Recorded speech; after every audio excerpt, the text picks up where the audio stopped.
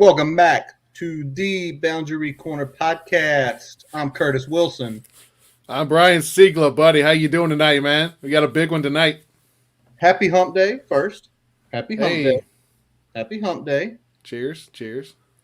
Buddy, we do have a big one tonight. Our friends, I'll call them that, John and Tallybans, and Dr. Jeremy Counts, Hokey Pharmacist on Twitter, are going to join us in just a few minutes. Dude, I'm so ready for this.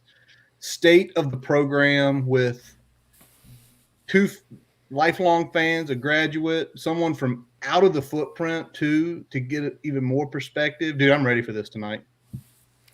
Yeah, I'm really fired up. We had Jeremy on last year in a completely different different type of episode, considering where we were right after the WIT presser there. So we've come full circle a little bit. We're gonna hit a little bit of a retro of this past season real quick, and then we're gonna get into kind of everything that we've been covering the last few weeks. So we're gonna talk coaches. We're gonna talk early signing day. We're going to talk recruiting. We're going to talk kind of some future outlook going into 2022. So it's going to be a fun night tonight. Absolutely. And you guys who are out there on social media, if you have questions, ideas, thoughts, pop them to us. We'll definitely bring it up with these guys. But before we bring them on, we want to go ahead and get this out of the way early. We want to go to our digital partners for a brief message, because once we get this done, it's all gas. As we take a quick break, we'd like to tell you about getting your free website report from our digital partner, Grassroots Digital Marketing Studio. They'll tell you how your website ranks on Google, on-site SEO, and social media. No commitment to buy anything. You can get your free report by visiting grassrootsdigitalstudio.com/free-website-report. Now back to the episode. All right, Brian. So without further ado, let's bring on Talley and Jeremy. What's up, fellas? How you doing tonight? What up? What's going on? How's everybody doing on this Wednesday night, hump day, drinky drinks? Everybody work today? Y'all work today? Oh, yeah. I don't know if you want to call it work, but I went there. They might be paying me today. You pulled your Marshawn Lynch? That is. I showed up. Nice. Well, listen, guys, this was in the making. Jeremy joined us last year about this time, completely different circumstances. This year, Talley's been consistently messaging us saying he wants to come on. He wants to come on. You have, and you're on now. So we appreciate it. I'm here. Right. So Talley been running the spaces on Twitter for a bit now, and that's had some really good buzz. We had a lot of former players jump in there. Really good conversation, really good perspective on kind of what was going on with the program as we closed out the Fuente era, as we were looking towards who the next coach was going to be. So we definitely appreciate you for kind of running that show and getting kind of bringing everybody together on that front. Running that show and giving people a voice. I know you let me speak. I know Brian spoke. You let people have the voice, Talley, doing that, which is really good because you get to hear different perspectives. So I'm going to ask this. Jeremy, we know your background. We found it out last year. Everybody knows this. Talley, you live in Alabama. Explain to us three how the hell you became a Hokie fan. Hey, man, I'm a fat motherfucker. I just asked somebody around town who had the best food. They said Blacksburg, so that's how I got Nah, man, so I got a brother. He's my blood brother. He's 12 years older than me, and he went to the Navy right out of high school. So he was stationed up in Virginia. So whenever we would go see him and shit that he would send me, it was always Virginia Tech stuff. He sent me stuff for my birthday, for Christmas, stuff like that. He sent me Virginia Tech stuff.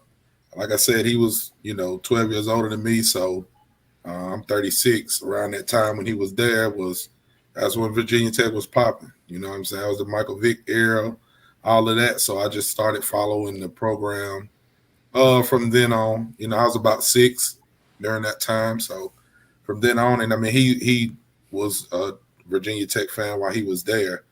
He doesn't follow college football quite as avid as I do now, but he still loves the area and talks about Virginia Tech more than any other college team.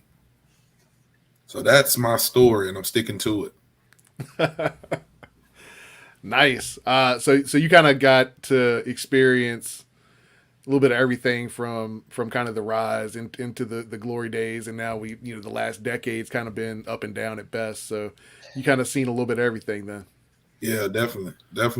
It's been a wild ride, man. I mean, I get, like when I first started going on like the Facebook pages and stuff like that, because most people, they ask me how are you from Alabama, and a lot of people fuck with you, and because I talk, you know what I'm saying? Like I don't meet a stranger. When I got in the Facebook groups, most people ask that question. They's like, you from fucking Alabama? First of all, they say you from Alabama, and then they say some fucked up shit, and I'm like, I'm from Virginia, motherfucker. I done been there. Y'all fuck each other's sisters too. We all do the same shit. But like when I got in the Facebook groups and stuff, people ask me, it's cool you're an Alabama fan, but why wouldn't you root for Alabama or Auburn? Because they've seen national championships in your lifetime. And I was like, man, you love what you love, man. I mean, I guess I'm a glutton for punishment. You know what I mean? So that's just not the teams I fell in love with. It's hokey till I die. That's what it is. I mean, I went to Jacksonville State University, so I went there to play football, and I follow Virginia Tech more than I do my own alma mater. So it is what it is, man. It's been a fun ride, though. Nice. Jeremy, and just in case somebody does not know about, what is your quick background of how you became a Hokie fan? Or a Hokie, not a Hokie? I mean, I'm originally from Dickinson County, Virginia, and I came to VT in 2004, and it was, just from then on. I was there for a lot of the glory days. And I went there, fell in love in Blacksburg, and I was like, I don't want to fucking leave. And so I just kind of didn't. And now I own the pharmacy in downtown, own Main Street Pharmacy, and I sponsor the programs I love, and I get to live the life. I can't ask for much more. Nah, you can't, man. And you are the king there. There we go. I still I need to see a picture of you one day with the crown walking down Main Street. I feel like that. Tell me the truth, y'all. Could y'all see Jeremy doing a commercial with the pharmacy, like walking down Main Street, crown, maroon and orange on?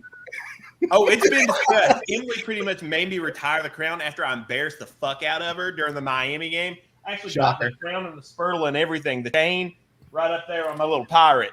Wait a second. Was this during during COVID? Yeah, that was the turnover. That's the turnover spurtle game. Yeah, and then we lost, so I retired all of it. And then it was like, "You're never wearing that crown again."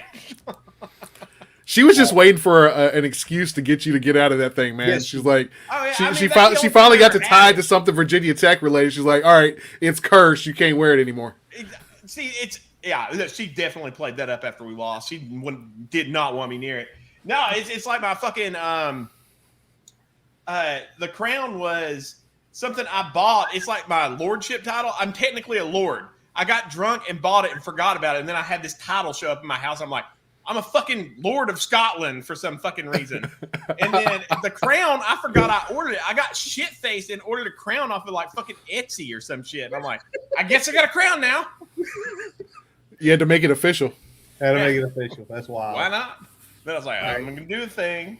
So clearly, we all are in that same age group. We probably, at some point between 2003 and like the last 20 years, 18 years, we probably have all passed each other at a game, at a tailgate, downtown. That's the crazy part. That's like, we sit here, we're all roughly the same age, 4 or 5 years maybe difference. At some point in time, we crossed each other's path. We didn't know it until social media, chat, somebody follows you, listens to your podcast, start popping in on you. And that's the crazy part. And it's awesome to see, like Talley, we mentioned earlier with Talley doing the spaces, how the community came together, because y'all, let's be for real. The last year, a Virginia Tech football fan community, we were a house divided. We were at each other's throats. And let's start by looking back first. Let's go back to August. what was y'all's kind of preseason expectation record? How good are we going to do, etc.? And Talley, you started off. What did you think going into the season, where we were heading? And but when the season started, I think I was somewhere around 84. I mean, I felt like, for lack of better terms, I felt like we were some shit, but I feel like everybody else was some shit as well. So I'm always going to bet on my team being the better shit than the other team. You know what I mean? So it was too many 50-50 games, and I was like, well, shit. You know, we played West Virginia. They some shit. We still beat them. A couple of things like that. So I was thinking 8-4, which I wasn't, happy with. I'm not happy with an 8-4 season. I feel like, of course, I want to get to the ACC championship at least every year. You know, you want to do more than that. But I say ACC championship if I can get there as a fan, like I feel good. But I was thinking 8-4 is probably where we were. But we had chances to do it. But I know we'll touch on that later on. Oh yeah, Jeremy, where about you? Where were you? Talley was 8-4. I thought we were a 9-win team. You were with me. And if you look at the games that we probably should have won, we were a 9-win team. True. So yeah, you were right with Curtis. I was right with Talley. I was about 8 wins. I figured we get about 50% of the toss ups. I figured about 6 games on the schedule were pretty much book 'em wins. We ended up losing one of those, so that kind of fucked us. But we didn't get to any of our expectations. As we saw the season play out, we did get to some. He out of here. There we go. Go ahead. Sorry. There we go. Hold on. Well, we came out and we did do the one thing I said we were going to do. Those guys were focused on UNC all fucking off season, laser focused. I knew we were going to come out and smack them in the goddamn mouth, and we did. But they were straight up pretenders. But even if they weren't pretenders, I still think we would have smacked them in the mouth and won that game. I think we would have too. I think the atmosphere that night, which it was pretty cool. You were there, Jeremy.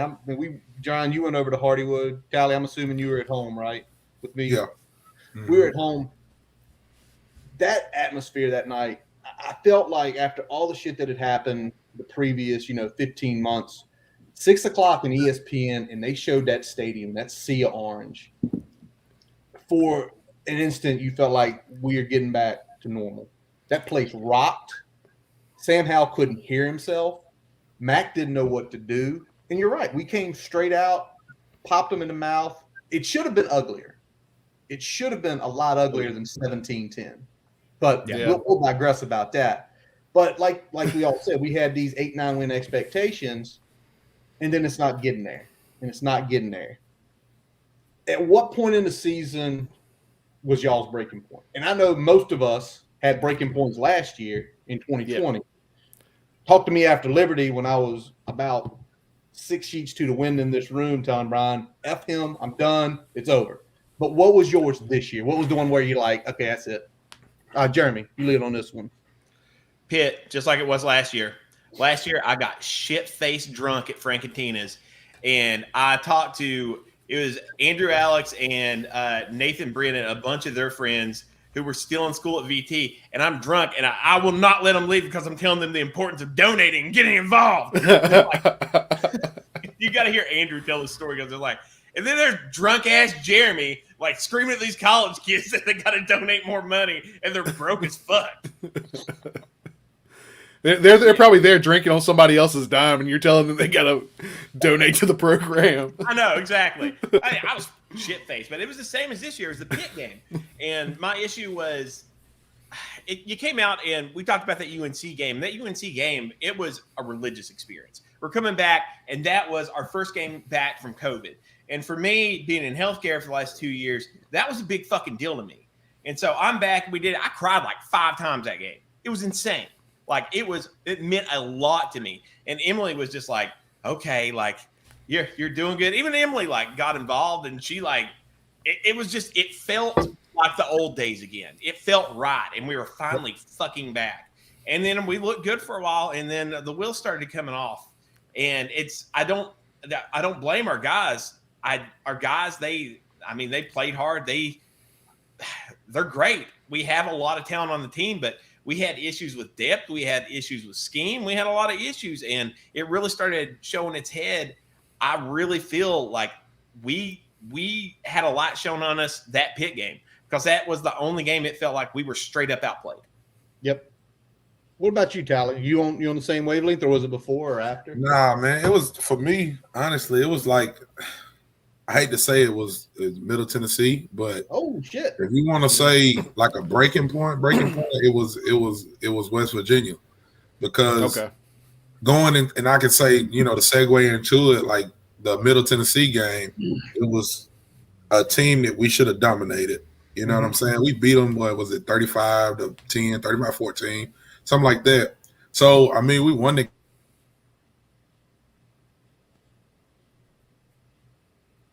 got to get Trey Turner going. That's a game. You got to have somebody go for 150 yards, we needed something like that. So going into that West Virginia game, I was already kind of teetering on that edge. And then to lose a game like that and to put up a showing like that against them motherfuckers, like I was fucked up and I was done. You know what I'm saying? Because like I've been to West Virginia one time, and you got it. Like I tell people all the time, like I'm from Alabama. I've seen a lot of fucked up shit. West Virginia is a fucked up place. Like Princeton, West Virginia, I was nervous. I'm 6'2", 370 pounds. Like, it ain't much that scare me when it comes to like people looking at you. Yeah. In West Virginia, they got some crazy looking motherfuckers around there, man. I was like, what the fuck is going on? You know what I'm saying? I got my Virginia Tech shit on. It was when we played, I think it was when we played Duke 2 years ago. I came up to go to the Duke game, the game that we got embarrassed in. And I was going to stay with my boy, Big Drink. And his in-laws live in West Virginia, or lived in West Virginia at that time. So long story short, man, like being in West Virginia and kind of seeing that area, it ain't that I like hate the people, but they just some ugly motherfuckers and I don't like them. You know what I'm saying? And when we lost that game, because I was talking shit before the game. I talk shit before every game, but once we lost that game, the way we lost it, it's like the rest of the season, I was like, man, I don't have no confidence in nothing. You know what I mean? So that was my breaking point for this year. Yeah, that game pissed me off for two reasons. It pissed me off that we came out as flat as we did and played so awful, and then they let us back in, and then we can't close the damn deal. Like it pissed me off twice for two different reasons. And can I say it was the whole tenure of the previous regime, right? They should have been so fucking up for that game. Yeah. Should have been taught the importance of that fucking rivalry. You clearly show they weren't. To back to the Middle Tennessee State game, same thing. Remember those games, especially again. We're going back to the same era, like 04. I can remember going and watch Florida A&M play, and Tech was up like 38-0 before halftime. It was over. It was over before the end of the first quarter. You just squish them and you move on. Right.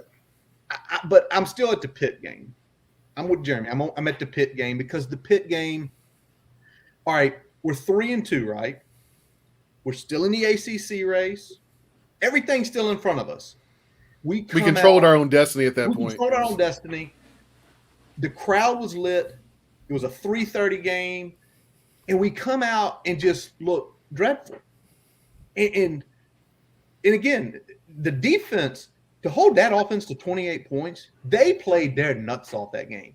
And the offense literally just was like, had its thumb in its mouth, walking around like a baby. Like, what are we supposed to do? And it was. They had no counter. Pitt punched us in the dick, and they had zero counter punch. Yep. On offense, they did not know what else to do. I still have not watched the Pitt game. I watched highlights of it. My boy was getting married that game, and my son had a tournament, so I was back and forth between about an hour distance driving. Hour to my son's game, hour to the wedding, back to my son's game, back home, and I didn't get to watch any of the game. And somebody was telling me like, man, the defense played good. I said, we got the shit beat out of us. Like, how did the defense play good? So then I looked at a little bit of the highlights. I was like, damn, okay, we was still in it, at this time, and it looks like the crowd was hype. But by then, I don't miss a Virginia Tech game no matter what. I'm gonna have it on my phone or something. But I was checked out, so. I was already done. It was you. Y'all was hanging. I was ready to get the shit over with. Yeah. It was like a prison game. Talley was done in Middle Tennessee. He's like, I ain't gonna go out of my way at this wedding. We just need to go ahead and lose 5 or 6 games in a row. Tennessee. Like What? Mitchell went down, and Mitchell would have been like the deciding factor in a lot of those games, especially West Virginia when we couldn't score inside the fucking 10. That was another Like, thing. Mitchell wouldn't have been useful. Fuck, we lost to middle fucking Tennessee. No, he played Middle Tennessee. He got hurt at West Virginia. He got wet. No. Yes, he did. He got hurt at the West Virginia game. He got hurt. He got hurt. I thought it was the end of Middle Tennessee. Yeah, on the jet sweep. I was there. He got hurt. He got hurt in the Middle Tennessee game. That was another reason why it was kind of like I said, a buzzkill. Yeah, he didn't play in the West Virginia game at all. They lied to us all week and told us, hey, he may be all right, but it came out like Thursday that he was done? Yeah. They said Monday was like, he's day to day. Then Thursday, he's done. Yeah.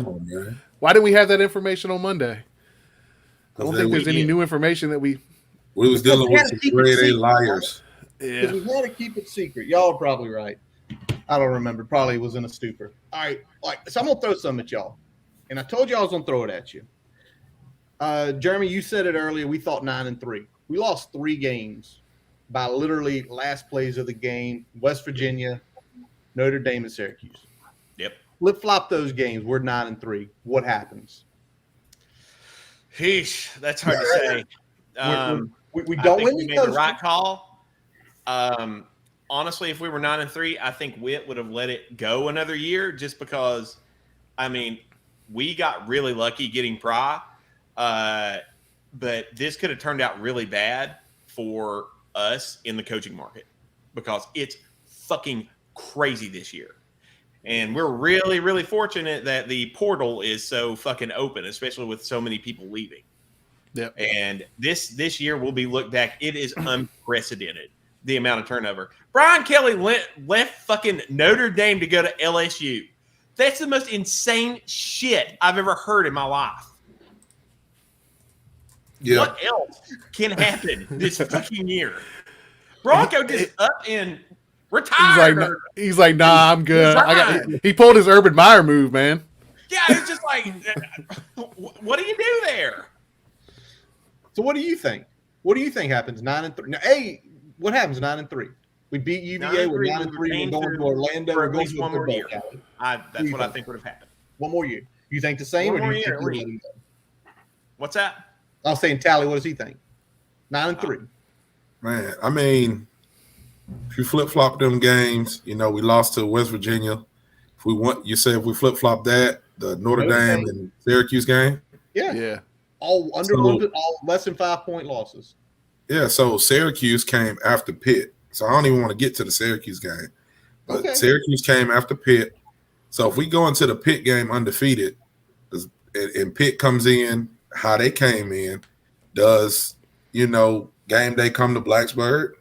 Does game day come there? Do we have that? I don't know. But even if that happens and then we lose to Pitt in the same fashion and then we beat Syracuse, I'm jacking off on camera if that would have happened. You know what I'm saying? That's what would have happened, first of all. But I don't even know if we're going to be at the end of the season. If we go into the Pitt game and we undefeated, that means we beat Notre Dame. All of the shit would have went right. So honestly, I don't even know how I would have felt. I don't know what they would have kept Fuente. You know what I mean? I guess he would have earned it if we win those games. But right, but I don't know. I don't even know how I would feel because I'm to the point right now where you're just so numb to shit. You know what I mean? Like you're used to losing those close games. Who didn't think anybody on this call, anybody who listened to the podcast, who didn't think any of these games that we played in was going to end the way they did? It's like watching the Notre Dame game. We're up. You up. I went to the Georgia Tech game, and we're up by 10, 13 points, and you're looking like, I didn't seen this shit before. This ain't safe. You get an odd number of points, and that shit is nerve-wracking. You know what I'm saying? Your balls is in your stomach. You don't know what to do. Your asshole's tight because we're going to lose it. And if we end up pulling those games out, it's like, have we turned the corner now? So I can't even answer your question. I don't know how I would have felt. I don't know. You don't even feel. Yeah, you don't. That's kind of how I was feeling. I was like, obviously, it's a record where it's a hard choice to make if you're Witt it's hard to fire a guy that just comes off 9-3. But I don't know if I necessarily feel better about the program at 9-3 if we had won those games the way we won it. So I'm, in short, what you do. It's the same thing we do every fucking year. We would have talked ourselves into it because we would have been 9-3. We would have had a top 25 recruiting class, and we'd have been like, "This is it. We're on the track back." We would have done that. You know, we would have. And then the thing is, like, if you really get into the question, if we get to that point, you know what I'm saying? Did we get to the ACC championship? I mean, you get to the ACC championship this year. If we, something happens and it's different, and we get to the ACC championship and we play Wake. Yeah. I mean, Wake is Wake. What if we won it? It probably would have came down to the tiebreaker since we lost. We would have still lost the pit in the hypothetical there. So right. They would have still took it. But I mean, it's crazy. And we probably still, knowing our ass here, we play that we get a 9-3 record, then we get blown out in a damn bowl game and look like ass, and we feel like we took 2 steps forward and 1 step back. Right. Fire everybody again. I talked to some of the bigger donors, and it was that a lot of them would have been okay because a lot of them are old enough to remember whenever like people wanted to let go of Beamer around this time. And they were kind of conditioned to that, and they saw a recruiting class. If we would have went 9-3 and went to the ACC championship game, Fu would have had another year. Yeah, he would have had another year. Yeah. All right. That would have been a real hard ass. I'm with you. You'd have to have a steel set of balls to fire Coach 9-3 with a team that hadn't won an ACC title since 2010. Right. Yeah. And only played in like 2 games or 2 ACC championships, but obviously it didn't happen, and we moved on. And I think we're all happy. I think we were already seeing. I think today was that big like, yep, there you go. But today, free last. We seen Brent Pry's presser. We saw today, and I think we all are happy because I think maybe we're going to get the access we as fans want. Like, nothing needs to be closed doors. All these people know what the hell's going on, and that's one reason I'm happy because I do think Pry coming up from Penn State, knowing his background, I think we're going to see a lot. Yep, yeah, we're definitely going to see him. He's out and about. Yeah. Well, the thing is, I never understood it coming from I always look at what other people do and try to equate it to what I do. So I sell cars for a living, and I've been in management and I've been in finance and I've been all over the dealership. None of the shit makes sense to a customer unless you can show it to them. Like, somebody will tell me, hey, I want a car, but I don't want to pay this for it until they see it. You open the door, you put their ass in the seat, and everything changes. I want a $300 payment. You put them in the seat of a truck or a Tesla, and the next thing you know, they're walking out with a $1,000 payment. Like, seriously, I've seen it happen. Come in, hey, $350. That's the most I'm paying, and then boom, they find the right car for them. Yep. Leave out the payment's $900. The thing is you close off access to a fan, but you ask them to donate, but you don't show them shit. It didn't make sense to me. I don't understand how that works. And, even with the little shit that Pry's done, like I said, I know we'll probably get into it a little later. The shit that they've done since they've been in, showing pictures on Twitter, tweeting with fans, taking pictures with fans, shit like that, already talking about a spring game. Like, you close this shit off, you're closing money not only for the program, but Jeremy owns, Main Street Pharmacy. When you got people coming into town, they're going to want to go see him. They know him from Twitter. They're going to want to go spend money with him. But if you cutting off people coming in, being able to do that, it don't matter if it's one day for you. That's one day of business that people could get. I never understood that. So once that shit happened, like when I start seeing them doing shit like that, I'm like, the business plan, fuck football, the business plan don't make sense to me. You know what I mean? So it's crazy. I feel like Pry's at least saying the right thing so far, listening to what he's saying. The business aspect of what they're trying to do makes sense.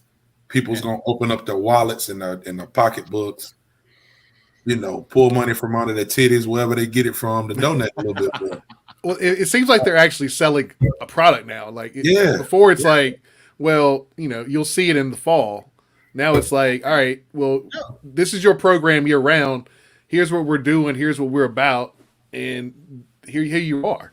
it's not just what shows up on ESPN on Saturday or what shows up on the ACC network for the folks that get it. At least finally the Comcast folks will finally get that shit in a couple weeks here. But exactly. A little too late. I dropped Comcast over that bullshit. Yeah, well, I haven't. I cut the cord a while back. So me too. Saving a ton of money. Fuck them. Tons of money, tons of sports. I got like 15 TVs I can put on anytime.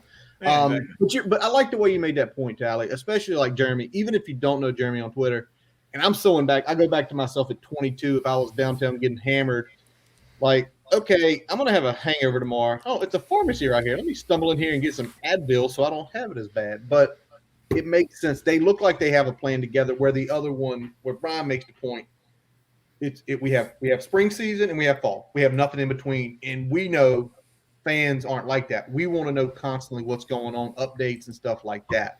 Yes, so and I think that's where the breakdown happens. And Pry is doing a great job. He's getting out in the community and he's doing a lot of things. And don't get me wrong, you would see Fu out and about. Like he would go and he'd get his haircut at like Brownstone Barber Shop, which is a few doors down from me. Like you would see him out and about. Like I've got like a signed thing from Fu thanking me for like taking care of a bunch of people in the athletic department.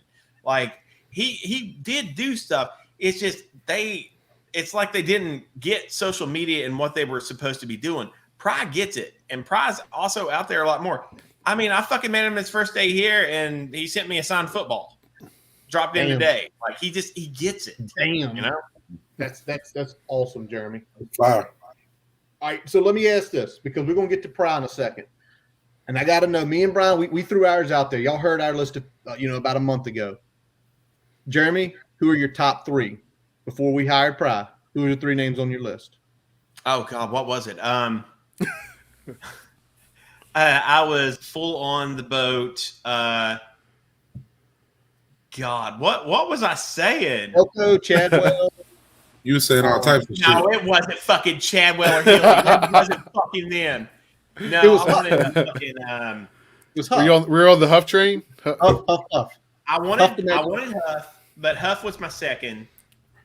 And before Huff, I really wanted. Well, I didn't think Venables was ever on the table, ever at any point. I'm actually surprised he left. It was he Huff. sees the sinking ship. Yes, I really wanted Huff. Pry was brought up a little bit, but I didn't really pay attention to it because I didn't hear anyone really talking about it. And now we know why, because Witt is fucking Witt, and he's good at what he does. But I wanted Huff a lot. If Huff fell through, I was actually semi-okay with Tony Elliott, even though this was not a great year for him. But you all knew I was on the Tony Pony last year. Yes, we did. I would have been okay with that. I would have really liked Venables. Jeremy, that said three. I know, fuck, shit. I'm trying to work who was my number one? I can't even remember at this point. Was Freeman in there? Did you have Freeman in there? I had Freeman in there, but he wasn't my top choice. Okay. I like Freeman a lot. He was definitely my top three. Who was it before Huff, though? Was it Napier? I wanted Napier. See, I've already forgot about him. He went to fucking press after the Florida press conference. You're like, all right, I can't. Nah, I'm gonna erase that from my memory. I told y'all.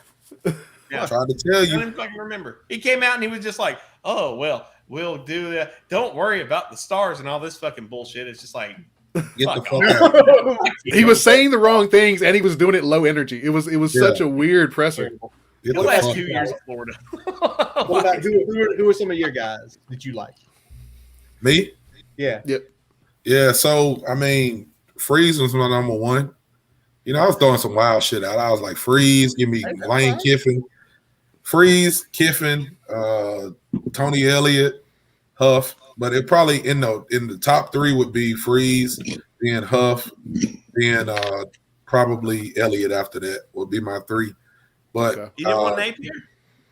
Fuck no. I told y'all. I said, listen, y'all keep telling me that Napier should be here. Napier, his attitude and how he moved and just things I seen reminded me too much of Fuente.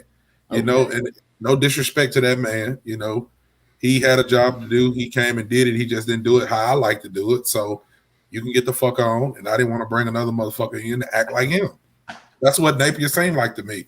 That was just me. I'm just a fan. But No. now that we seen him have a presser, because I didn't look at no shit from Billy Napier for real until people started saying, "Oh, we may have a chance." And I was looking at his record, and then I was looking at this, and I was arguing with people about why I didn't think he would be good, and they was like, "Oh no, this is a good idea." Then he drops that presser, and I'm like, "Okay, see, I knew I got a bad vibe off that." You knew it. Talley said, "Told you so. Told you so." Let me ask all this. I don't know if y'all the Sunday after UVA game, if y'all didn't listen to the episode, I was a nervous bleeping wreck because I wanted the coach named ASAP.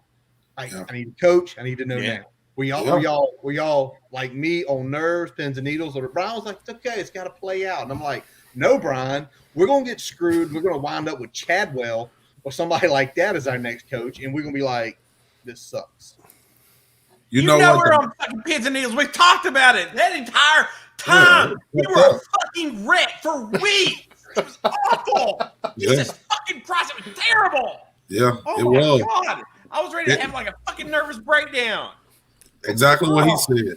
And then the longer it went on, people started getting more wild, and they was like, "Oh, JC should be the head coach." And I'm like, no disrespect to JC, but I was like, "Hey, y'all getting a little bit too wild." You know what I'm saying? Y'all just throwing shit out there. You just throwing names now. You just throwing names you like. I was like, bro, he throwing some stupid ass shit out.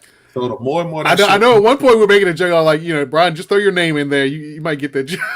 Man, y'all know when that man. I was seeing some shit on Twitter and on the boards and shit, and I was like, "Oh my god, we gotta do something."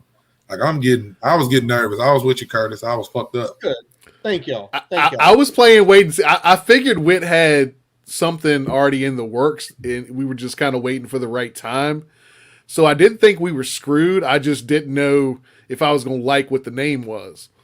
Right. So that was my concern.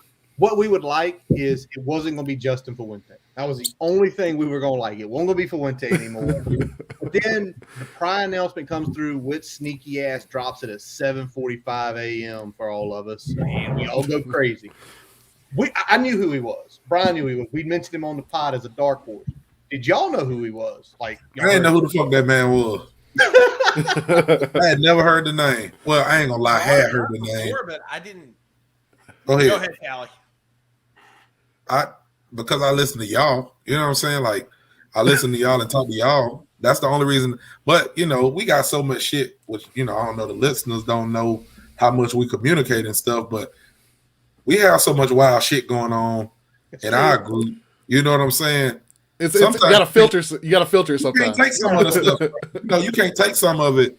Literally. Like it's. So when I seen the name, I seen it before, but I ain't do no research. I didn't know who he was. I had never paid attention to Brent Pry before.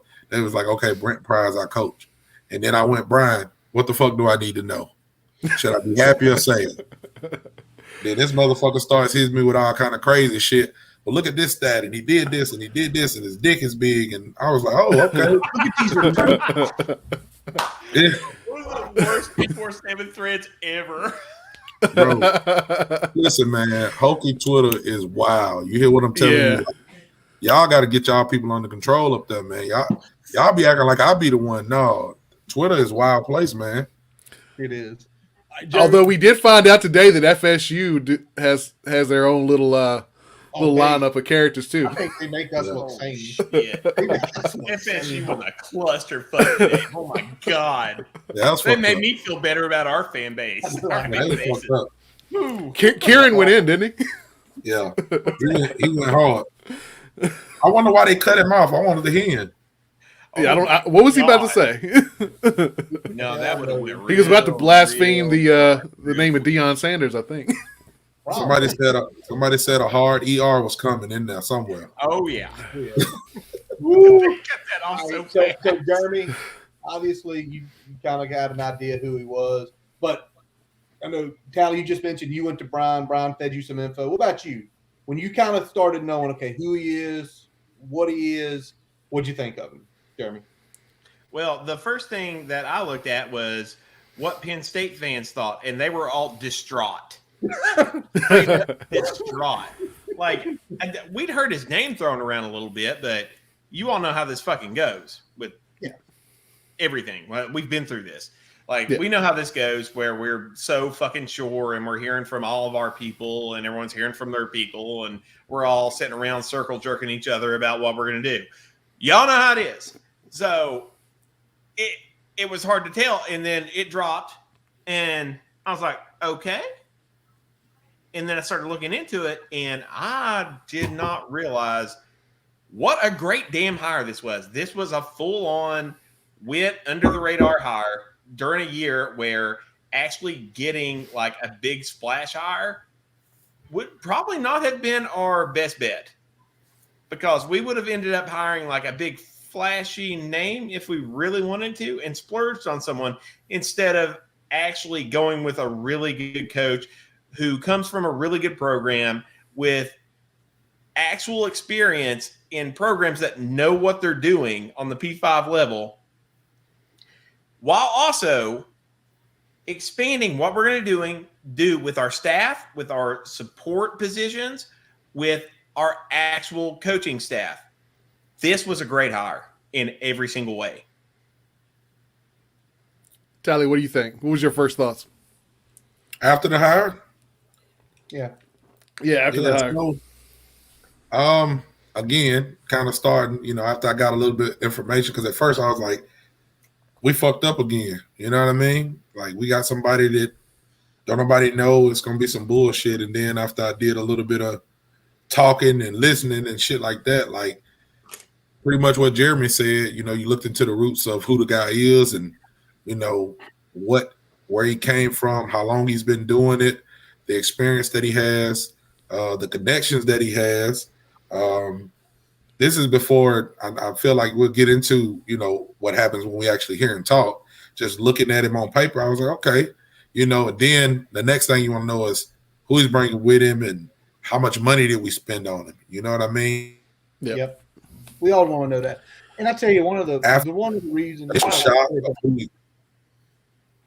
Just the initial shock of not knowing really much about him, but doing a little bit of research, I was like, yeah, it's a good hire. I still reserved saying it was a B+ hire. In my opinion, that's what I thought it was when we first took a look at it. It's changed a little bit now, but I thought it was a B+ hire. Yep. Yeah. And the thing I saw, I'll let you finish, Curtis. What do you got? That's where we were. We were like at a B+. It was good. It was established guy. He'd been coaching 20+ years. He'd been at a big program. He'd recruited the shit out of the state of Virginia. But it was one of those things, too, and the reason he had on our dark horse is we look back and he had that time at Virginia Tech in the 90s. He had a time during the foundation. And something that should have set me off, I got a buddy message me, said, this is going to be a John Beilein hire. And I didn't think anything of it. I just thought he'd have his hands in it. Literally, this is a John Beilein hire, right? If I'm pronouncing his name wrong, I'm sorry. But think about that. A guy who was here at the beginning of the run in the 90s and a kid who was here, his first big-time gig in the 90s here. 25 years later, he shows back up. Yeah, the thing for me that I kind of noticed after the hire, and like I liked it initially. I wasn't like, again, it wasn't that flashy hire, but I like the fit. I like it from a culture standpoint. But like you were talking about, Jeremy, it's rare that when you look at media types talking about a hire, look at coaches talking about a hire, look at fans talking about a hire, and look at fans from the team that he's leaving talking about a hire, and it's pretty much a damn consensus that it's a home run. You don't see that shit often. No. Usually some corner of those four are going to be bitching and complaining about something. And I mean, fans are idiots anyway. Yeah, but usually you don't have the consensus of the fan base he's leaving, the media, and coaches and former players just raving about a hire. Like you don't usually get that type of consensus. No. True. And this has been really good. And Pry has went out there and Pry's done his work. Like, the man is hokey to the bone, and man, it really flipped around. Like, we went from a lot of people being like, all it took was a little digging, even from our fan base, which a lot of times is really questionable. Even the people on the Facebook groups, which, good Lord in heaven, that is Facebook is wow. shit show. those people. Wow. Shout out to anyone listening on Facebook. We Fuck appreciate Facebook. you. Yeah. But But the groups there are a clown show. Yeah, it's a clown show. Right, so if you No, had they any have questions- no clue what they're talking about. It's like watching toddlers explain how rockets work. They're so fucking stupid. But, Listen, I think one of my kids even could they actually are do that. pretty happy about it. He's got all the roots. He's got everything else. I couldn't be happier about it.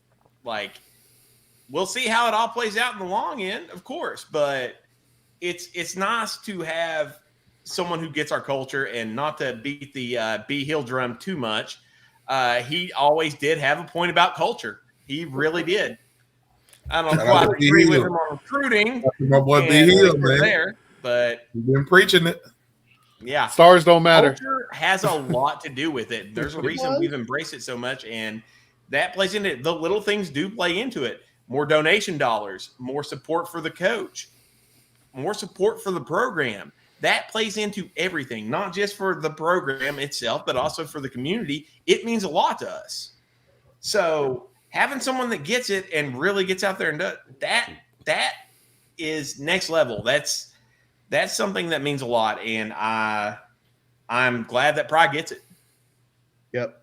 We feel like he gets it. And, you talked about he went to the basketball games. He hit the ground recruiting pretty hard. I mean, he kept this class pretty well intact, and we'll hit that in a little while here.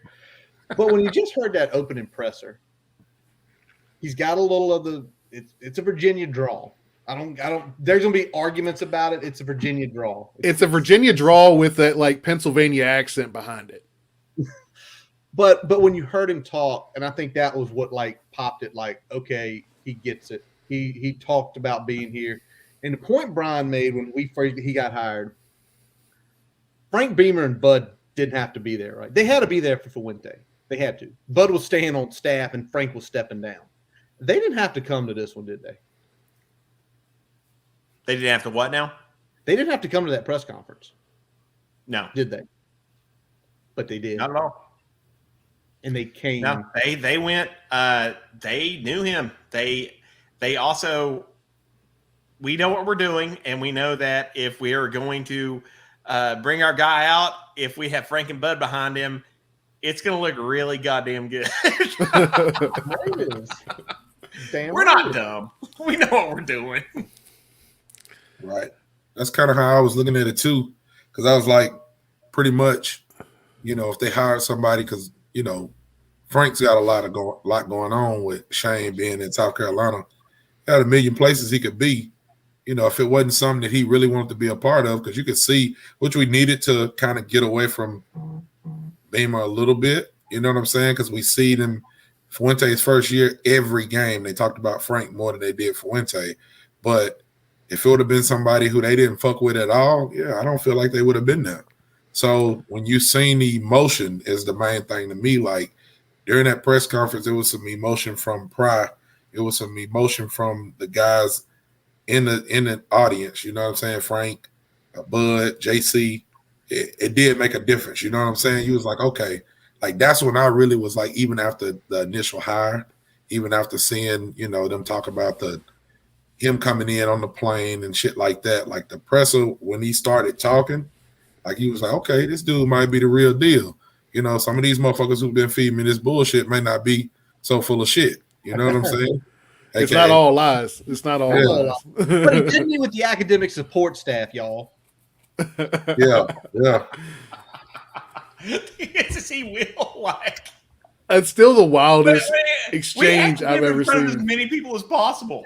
Like, I got to meet him the first day, but that's only because I just happened to catch him while he was at dinner, like meeting literally everyone at the university club. Like, people are just. It was funny that they were so hung up on like, well, he saw the Spirit Squad, yeah, because they showed up at the fucking airplane. He drove to the fucking. He didn't specifically go and show up and say hello to them; they were already there.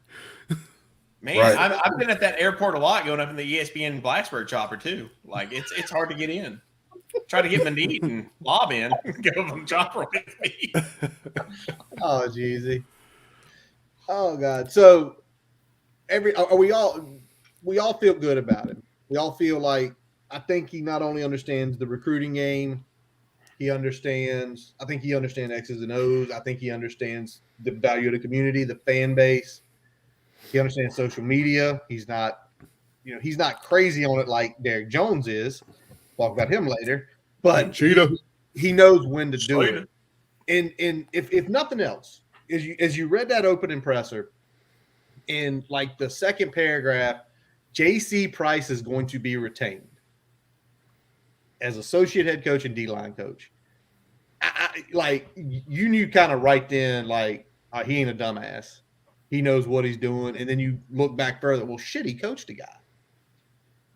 And then the Bourbon Street story, which I'd like, Jeremy, you're going to help us get something with Pry and JC one night with all four of us, and we can be like, so what did happen on Bourbon Street in 1995? We want to know what the hookers was hitting on. We want to know what the hookers was hitting on. Shit, we want to hear about it. He said what happens is Nolan stays in Nolans. No, we want to hear about that shit. We are family. I tell my Nolan stories all the time. Well, shit, dropping that on the presser, it was just like anybody like our age, even younger folks, even older folks. That was so relatable because you have people in your life.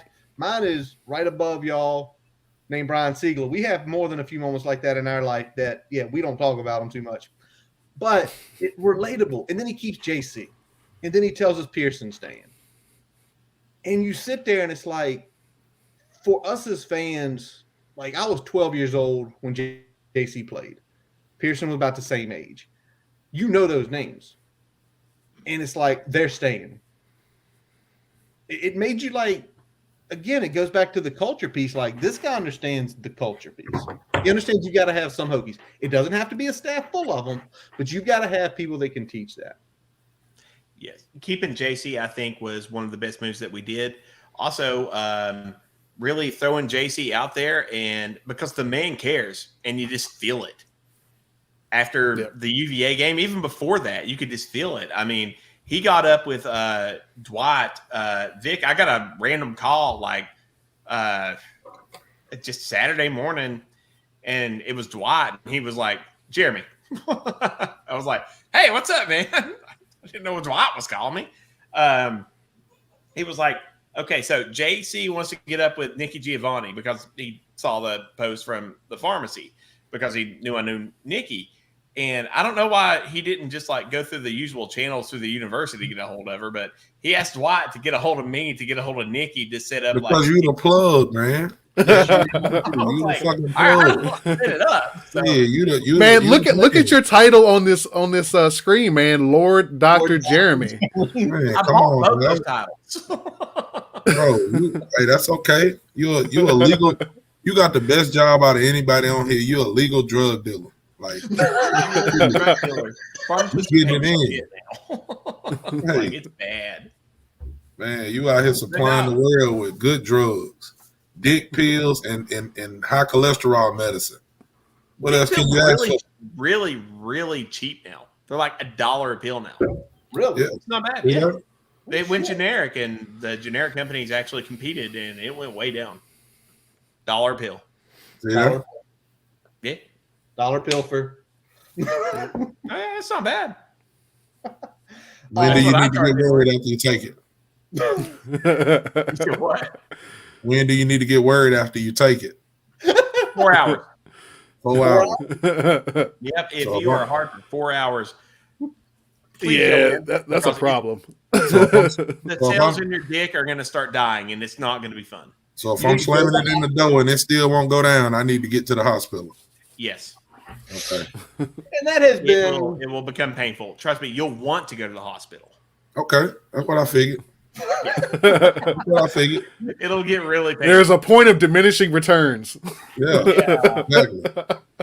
And that has been you're just punishing yourself. And that has been the erectile dysfunction portion of our program, sponsored by Main Street Pharmacy. I gotta ask a question while we on that. Then we're gonna go back. I know we talking football, but I always wonder if a woman can take a hard dick for 4 hours, what's wrong with her? It's not about that. It's about it staying up longer because sometimes it just stays. That's the problem. 4 hours though. Yes. So you done, but you ain't done. That's the problem. Yes, you're done.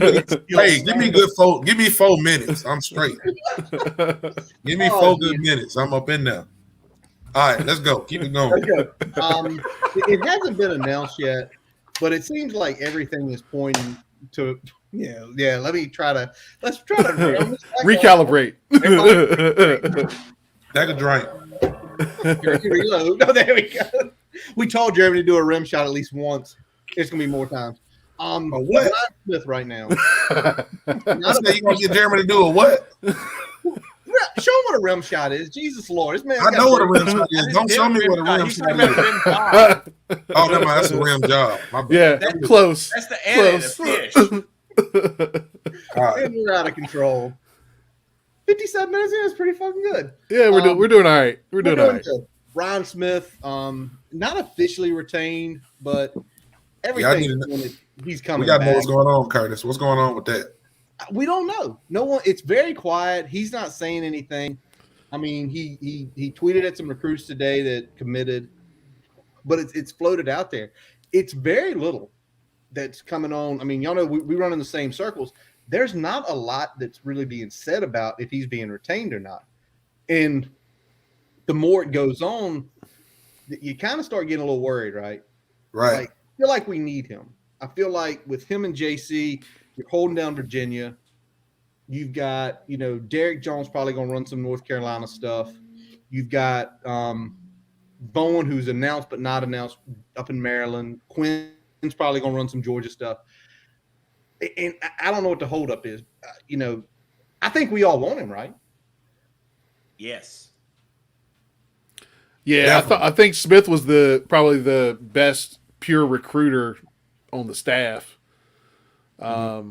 this past cycle. And I don't think that he's at all a liability on the field. I think that's sometimes what you get with a good recruiter. Sometimes they aren't always as sharp on the X's O's, as sharp in teaching the position techniques and things like that.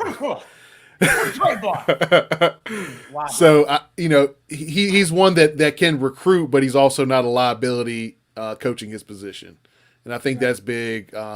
It's kind of hard to find guys like that off the street, especially ones that you've already got a relationship with, especially ones that have already recruited your footprint. Yeah. They said Ryan Smith's wife fine too. I mean, no disrespect to Ryan Smith, but I know some people that said she work at like a local gym or something now. Maybe she like a personal trainer or something. So I heard the how. Hey, it wasn't Jeremy this time. Jeremy can confirm. He might be able to confirm. Just send Jeremy to every gym in the Blacksburg area. I heard it from some folks. They say his wife kind of hot. So I mean, if you can keep a good coach and a hot wife on the staff, I don't think nobody got a problem with that. So let's get Ryan on there, man. Let's figure out what's going on. Let's hold on to him one way or the other. All right, well, let's talk about the rest of the staff of the hires we've seen so far.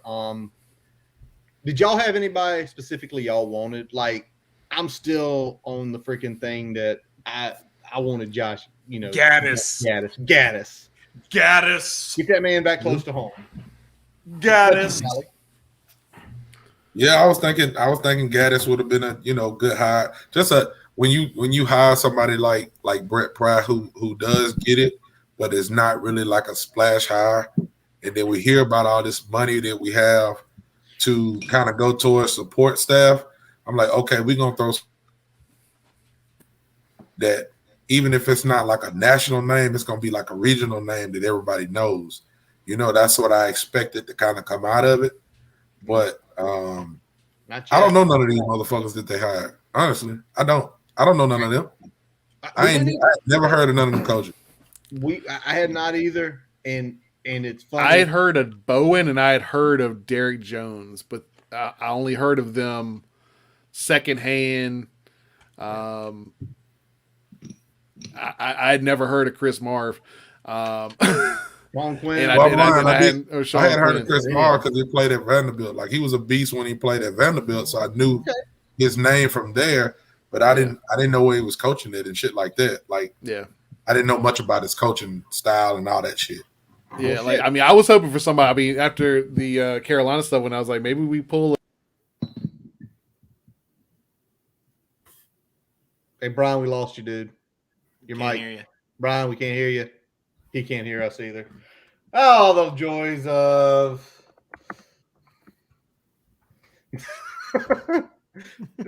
He's muted himself.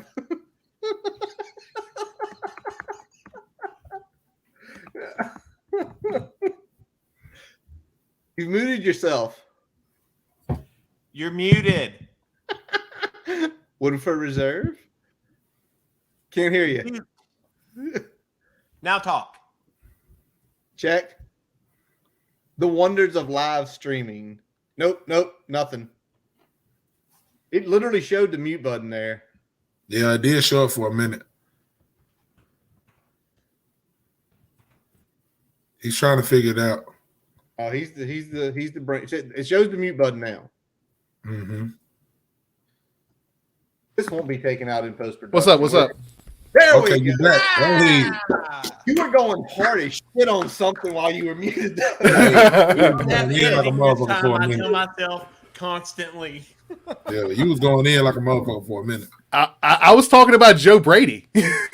Oh, Yeah, that's the name. Joe Brady? I was like, you know, he's got a previous relationship with Pry.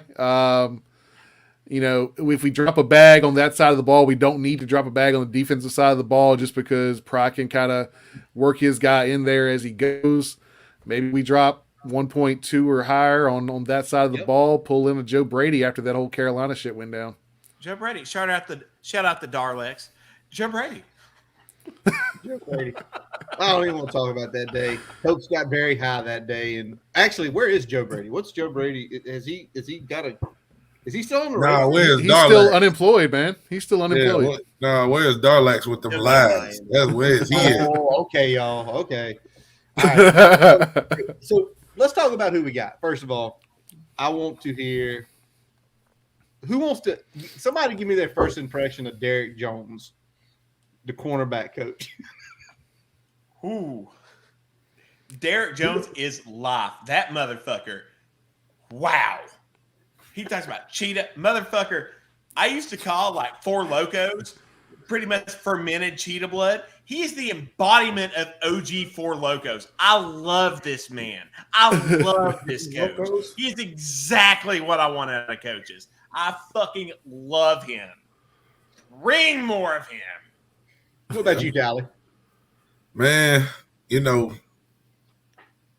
keeping it real, like it'd be a bit much for me. You know what I'm saying? Like the cheetah shit be a bit much for me. But I like what he do. You know what I'm saying? I like him being engaged. I like as soon as he got here, like he got to work. But it kind of fucked me up because once he got to work like that, I was like, okay, everybody else need to be like this. So, you know, Marv kind of came in and he kind of, you know, he been chilling. We ain't seen him like that much. I'm like, hey man, he set the bar high when he came through because like as soon as his feet hit the ground, this motherfucker was running. So, It's like he got the job, and it's like Blacksburg's the place to be. Coach Pry is where we're at. Let's go. Let's go. I mean, he was literally all gas. Once he got the job, all gas. No brakes. You love it. You love a guy like that because you need energy guys. Cheetah print like sports codes the other night. Yeah, he broke that. I was like, all right, we got ourselves a cornerback coach now. Yes. By the way, they don't make a lot of maroon cheetah print things, but You're gonna find I someone. got them. You can get some custom things. Yeah, I mean, there's definitely. I mean, that's a market segment somebody's got to populate. Man, we need maroon cheetah print. We need it right now. We do need it right now. Let's get it. Get Derek Jones. I mean, he's got the high energy, but he's got your philosophical. You know what? You wake up in the They morning. got plenty of orange cheetah print, Tally. Oh yeah, I definitely. You know, I'm all on that. In there. If somebody made Tally an orange cheetah print shirt, he would wear it to the first I'm taking. game. Hey, if anybody listening got anything orange cheetah print, Virginia Send it to him. 3X, I'm putting that shit on. Jumpsuit, onesie with the ass out. It don't matter. I'm wearing all of them. What you got? Send it to me. I gotta get my Zubaz pants out. There you go. Let's do it. Let's get him in. I say this though, Derrick Jones is also someone. If you wake up in the morning, you having a struggle day, like you can't find motivation. What is it like 7:30 to 8:30? It's like about an hour of a constant stream of very motivational, get your mind right quotes. Like you read some of the stuff he says, and I know the cheetah print and all this stuff is fun loving. You see his high energy, but you read that shit like it seems like he's got the balance of what you need to be a coach. Now, Sean Quinn a little different. Sean Quinn loves Jesus. I love Jesus. And Quinn's background, though, man, y'all, Talley, you played down at Jacksonville State. You know Savannah State, right? Mm. They were shit. Mm-hmm. They were literally the worst, one of the worst fucking programs in college football. And that guy went there, and he won 2 years, won 9 and 8 games. Yeah. I think more than that, he left. You know what I'm saying? He left there to come to Virginia Tech to take. We don't even know what he coached. We don't know what he's coaching. You know what I'm saying? Like, he got to trust somebody in there. He got to trust Pry or one of the other coaches to be able to pretty much leave where he at as kind of a legend, because nobody wasn't doing that shit where he was at. You know what I'm saying? So for him to go there and do that and then say, all right, fuck it, I'm gonna go up here and see what I can do. He hit the ground and he hit the ground running. You know, like he popped up with his first day of school picture with his book bag. You know what I'm saying? Like, he a little different than Derrick Jones, but he hit the ground running. So we got to find him a polo that fits his body shape right. Yes. You know, but you know what, man? Like the people that's the happiest right now is the fucking camera crew, the media people. Like, I know them motherfuckers is ecstatic. Like the whole early man, the whole early signing day crew with now in kind of the war room and stuff. We ain't seen that shit in 6 years. You know what I'm saying? Like, you know, them camera guys been itching to just be, oh yeah, let me get this. Let me get you talking on the phone to a recruit or a commit. We ain't had that. And for a fan, we get excited about shit like that. Yeah, you know, we saw the same workout videos and practice videos for 6 years. Yeah, we tired of that bullshit. Workout Monday, Friday, with Taco Tuesday. We don't give a fuck about none of that shit. Give us some shit with some substance behind it. I love Big Squat Friday as much as everybody, but I mean, at some point, give me something different. Give me something different, man. We want to, you know, I don't know what the shit. What they was on some. We ain't talking much about that old stuff, but they was on some nut shit. They was on some bullshit. I was like, hey, get them motherfuckers up out of here. But now when these coaches come in, you know what I'm saying? They giving us so much good content that it's like, for me, it's kind of like you've been captive. You're like, oh man, they trying to do something to us. You know what I'm saying? They too nice to us. It's like you trying to hold back. You don't want to get too invested. You don't want to get too invested and get hurt. You know what I'm saying? That's kind of where I'm at.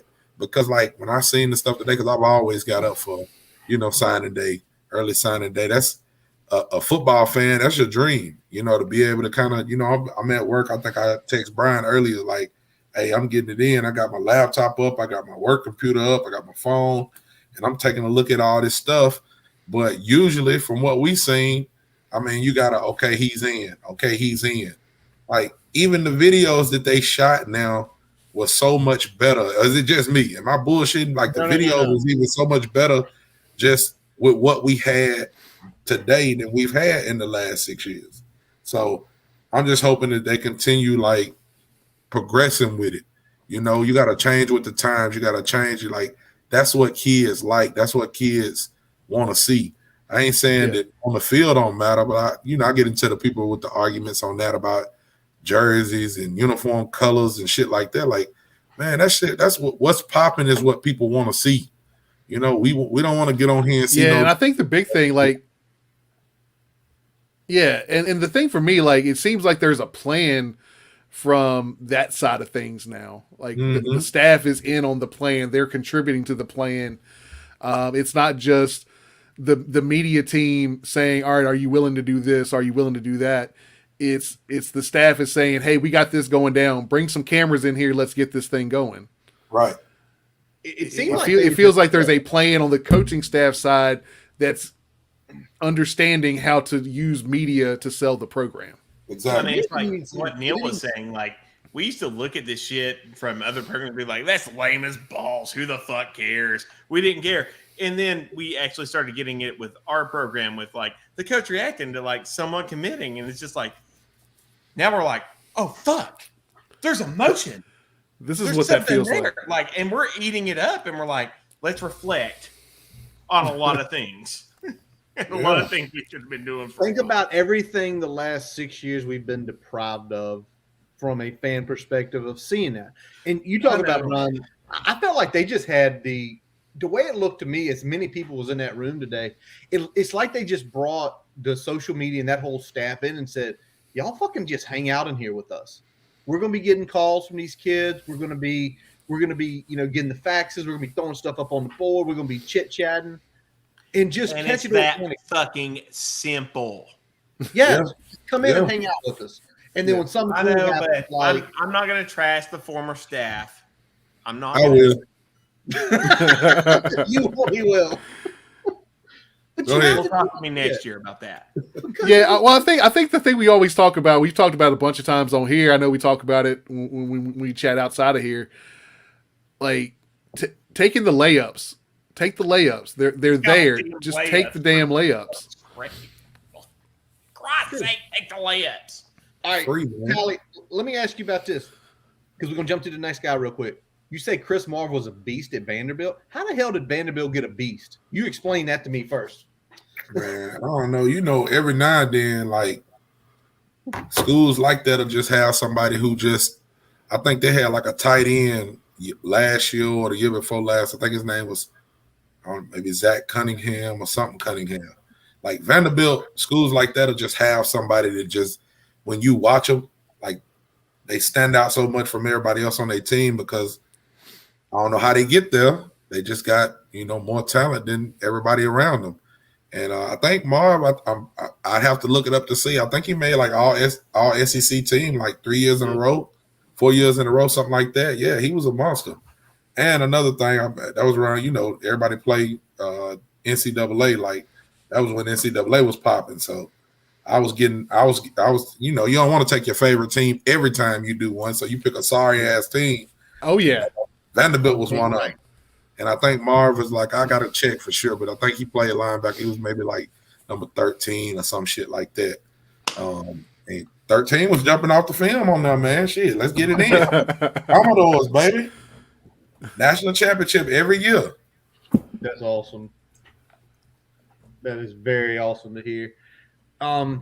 We haven't got we only had one official. Tyler Bowen's name's out there. Not official. He's down at the Jags. Although after what happened with Urban Meyer today, apparently kicking people. What the fuck is going on in Jacksonville? Urban Meyer on some nut shit, man. God dang. That's what's happening. Urban about to fake a heart attack again, and he's about to be out the job. So he's kicking kickers. Dabo is what he is. Dabo who just went up there and went to the NFL, and fuck him because he doesn't know what to do whenever he can't buy the right recruits. That's all it is. He's a piece of shit. He cannot compete on a level playing ground. Fuck Urban Meyer and fuck Dabo and fuck Dabo forever. And everyone out there who is really upset every time I say fuck Dabo because they look Saint Dabo. Dabo is using a church to launder money. So fuck all y'all who like Dabo. Fuck every one of you. Go to hell. For whatever fucking place you believe in. Yeah, what he said. I just don't like because he used the shooting against us to recruit. And I know that. And Dabo's a piece of shit, and I will forever say that. Yeah, Dabo on some nut shit right now. He on there complaining about the, know what I'm saying, the transfer portal and shit. Like everybody ain't got to deal with it. Like, man, you've been riding high for years, stealing recruits from other people and getting people to transfer in or whatever they doing. And then now all of a sudden you like, oh, this shit ain't working because it ain't working for you. No, man, get the fuck out of here. Yeah. He's mad that he doesn't have the best way to get money to recruits anymore. Man, that's get your ass out of here. Fuck yeah. He got Dion playing chess while he's still playing checkers. That shit. He's not playing recruits anymore. He doesn't know how to work the portal. He's losing everybody. Yeah. No offensive coordinator, no defensive coordinator. The AD left his ass. He's just sitting there. And regardless what you say, I don't think Dabo's a good coach. I think Dabo's a lot like Urban Meyer. I think he knew how to get recruits. I think he does know how to motivate. I don't think he knows how to coach with a shit. I think he just had the best players. Obviously, you have two basically NFL quarterbacks for the better part of 8 years. You should win a lot of fucking games. And don't forget he had Taj Boyd too before that. He's good at evaluating talent, both staff and players. That's what he's best at. I will good at evaluating the shift of everything. When Taj Boyd came into Blacksburg, I never thought he would perform like he did. That was the shift of everything in the ACC. It was when Taj Boyd stepped into Blacksburg. 2011. 2011 Lanes, 23-3? We couldn't score a freaking point with Logan against them. And they just stacked the box to take out David Wilson, and then pretty much Logan couldn't get the ball downfield, and they were able to score. Story of that damn year. Logan did pretty good that year, but imagine if we didn't have to burn Tyrod's red shirt. Imagine if we didn't burn Tyrod's fucking red shirt and put Logan Thomas at tight end. We still blaming ECU? Yes. No, LSU. You blame LSU and you blame Frank for that shit. You can blame ECU the next year. No, he'd already burned it. I mean, Tyrod was going to be the way to win. I'll always say this, and y'all might get mad and pissed, and Brian, they might tell you kick me off. Frank was more concerned about winning 10 games than setting himself up for the national title run a few years later. That's actually not a bad argument. Because if 11 happens and it's Tyrod, it's David Wilson. We had a solid O-line that year. The defense was better in 11 than it was in 10. Danny Cole, Boykin, put Logan Thomas at tight end. They would have wrecked Clemson's ass probably. It wouldn't have been 23-3. It would have been 43-23 Tech in both games. Add to the fact that you'd have had Logan at tight end in 2010 as well. God, he's such a fuck. That dude deserves everything that's ever given to him. Yeah, I know everything. He is a monster, and like grinded through changing positions in the NFL. You imagine how much that takes. Yeah. Like, I was a quarterback from the time he was probably in 9th grade until a senior in college. I got drafted. They tried me at quarterback for 2 years. So 10 years I was quarterback, and then all of a sudden, like, you might be a tight end. All right, I'll do it. And then not only do it, but do it at a high level. That man. Did he play tight end in high school though? Did he play tight end at all? He was quarterback at Brookville. Damn. They projected him to tight end. They projected him tight end just because of his size. Yeah, that's crazy. Yep. So he played basically 10 years of quarterback, flips it, becomes essentially not all pro, a Pro Bowl tight end. Screwed his knee up this year, which sucks. Yeah. All right. We've already talked about it once. The portal's there. There's going to be guys in and out. Tay Robinson did it to us today. He gutted us. He's going to Kentucky. I'm still trying to figure out why he's going to Kentucky when they run the ball like 78% of the time. If he's trying to get NFL looks, I digress. Good luck to him. He's a Hokie. Once a Hokie, always a Hokie. We know we need to get a quarterback. And I'm checking every day in the portal and seeing who's out there. Let me ask y'all. Give me one position, Jeremy, you think we got to go after in the portal. And then, Talley, you give me one. What's it, Talley or me? Whoever. Jeremy, you lead. And let. Okay. First thing we got to do is we got to go out and Braxton. The issue is right now is I don't know how good he could possibly be. Because Braxton wasn't allowed to do anything. That's true. I think the problem with Braxton is that there's going to be limitations even in the best case scenario. I want to say quarterback, but also I'm not going to trash my boy. I'm not going to trash him. I mean, he's got arm strength concerns. He's got injury concerns. Those are two things that probably aren't going to change with the new offensive system. Now, will he be? Could he be better in a different offensive system? Absolutely. Concern. Let me give the caveat beforehand, and let me say that's my primary concern is quarterback right now. We need quarterback performance. Can Braxton do that? I don't know. We have to address that. That is the number one. We also have to go down and we have to look at wide receiver. we have to do that. We're losing Trey. And I don't know if y'all know this, but we have someone going to Kentucky now. Yeah. So, Yeah. Jeremy feeling that good hurts. over there. Hey, put the drinks Yes, down, he man. is. Dog. Shit, that shit's starting to get to your ass. Hey, Talley, Yeah. what about no, I just don't want to say anything about it because I know these kids. I just don't. Yeah, definitely, man. We ain't gonna trash the kids. You know, they doing what they I'm think not, they're supposed to but do for themselves. It's kind of like if you're we looking have at to it from go a in football and- perspective, it's like everybody loves Tyrod, right? But if you look at Tyrod's game, he's injury prone. That's not trashing Tyrod. That's just what it's been. Every year he has some kind of injury. That's what's happening to Braxton. You can't think about building a season behind Braxton because he's injury prone. He's had this happen to him every year. So we got to address a quarterback, number one. You know, I feel like quarterback is the main concern for us. And even if Braxton is your number one, who you got behind him? Knox is gone. You got Blumbrick. He threw what, one pass this year? like 5? He threw 5. Like He completed one. You know, he ain't threw. He ain't completing no passes. And then, similar to what Jeremy said, wide receiver. I mean, we are gutted at those positions. You know what I'm saying? Our roster management and the portal is took its toll. We don't have any receivers.